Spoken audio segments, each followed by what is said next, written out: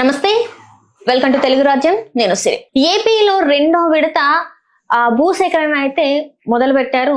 అసలు ఏంటి, ఆల్రెడీ అక్కడ రైతులు అన్ని ఎకరాల భూమి ఇచ్చినా కూడా మళ్ళీ ఇప్పుడు రెండో విడతగా భూసేకరణ చేస్తున్నారు. సో దీని మీద చాలా వరకు అయితే వ్యతిరేకత కూడా వస్తుంది. సో దీని మీద స్పందించడానికి రోజు మనతో పాటు ఉన్నారు ప్రముఖ రాజకీయ విశ్లేషకులు చింతా రాజశేఖర్ గారు. నమస్కారం సార్. నమస్తే సార్. ఇప్పుడు చూసుకున్నట్టయితే మీరు ఫస్ట్ నుంచి మాట్లాడుతున్న మాట ఏంటంటే అక్కడ మీరు ఫస్ట్ నుంచి భూమి ఏదైతే ల్యాండ్ పూలింగ్ కి మీరు వ్యతిరేకంగా ఉన్నారు. అట్లాంటిది ఇన్ని ఎకరాలు ఆల్రెడీ ఇచ్చిన తర్వాత కూడా మళ్ళీ ఇంకా ఇన్ని 16,000 ఎకరాలు అంటే మామూలు విషయం కాదు కదా సార్. మరి ఇప్పుడు దీనికి ఏమంటారు, రెండో విడతగా ఇది? చంద్రబాబు నాయుడు దగ్గర ఉన్న అతిపెద్ద టాలెంట్ ఏంటంటే ప్రజలందరినీ దోచుకుంటున్నా కూడా అది తెలియనివ్వకుండా నేను ప్రజలని అభివృద్ధి చేస్తున్నాను, ప్రజల కోసమే చేస్తున్నాను అని మభ్యపెట్టగల తెలివితేటలు ఆ యంత్రాంగం, ఆ టీం ఆయనకుంది.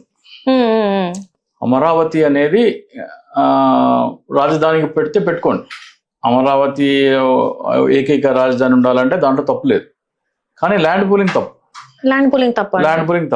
ఆ ల్యాండ్ పూలింగ్ అనేది మీకు ప్రపంచ స్థాయి రాజధాని కడుతున్నాను, ఆంధ్రప్రదేశ్ని అభివృద్ధి చేస్తున్నాను అని మభ్యపెట్టి ల్యాండ్ పూలింగ్ అనేది ఎంత పెద్ద అవినీతితో చెప్పకుండా చంద్రబాబు నాయుడు మేనేజ్ చేసుకోగలుగుతున్నారు. ఆయన టీం, ఆయనకున్న ఛానల్స్ కానీ, సోషల్ మీడియా కానీ, ఆయనకున్న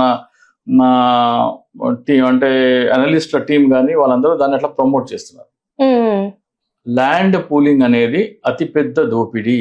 అది ఎవరు చేసినా సరే, చంద్రబాబు నాయుడు చేసినా సరే, ఎవరు చేసినా సరే అతిపెద్ద దోపిడీ. కానీ అంటే ఇప్పుడు రాజధాని రావాలి అంటే ఒక స్టేట్ కి రాజధాని కావాలి కాబట్టి అమరావతిలో ఫస్ట్ అంటే 2014 టైంలోనే అక్కడ ల్యాండ్ పూలింగ్ జరిగింది. ఆ 5 సంవత్సరాలు ఏమీ చేయలేదు. తర్వాత జగన్మోహన్ రెడ్డి గారు వచ్చారు. మళ్ళీ ఇప్పుడు చంద్రబాబు నాయుడు గారి టైం, మళ్ళీ ఇప్పుడు ఇంకా కావాలి అని చెప్పేసి అంటే అసలు అప్పుడు పనులే స్టార్ట్ అవ్వలేదు, ఇంకా పూర్తి అవ్వలేదు. మళ్ళీ ఇంకా ల్యాండ్ పూలింగ్ చేసి ఏం చేస్తారు అసలు? విషయం క్వశ్చన్ అది కాదు. ల్యాండ్ పూలింగ్ ఎందుకు చేస్తున్నారు అనేది ప్రజలకు తెలియట్లేదు. దురదృష్టవశాత్తు వైసీపీ కూడా దాన్ని ప్రజల్లోకి సరిగ్గా తీసుకెళ్ళట్లేదు.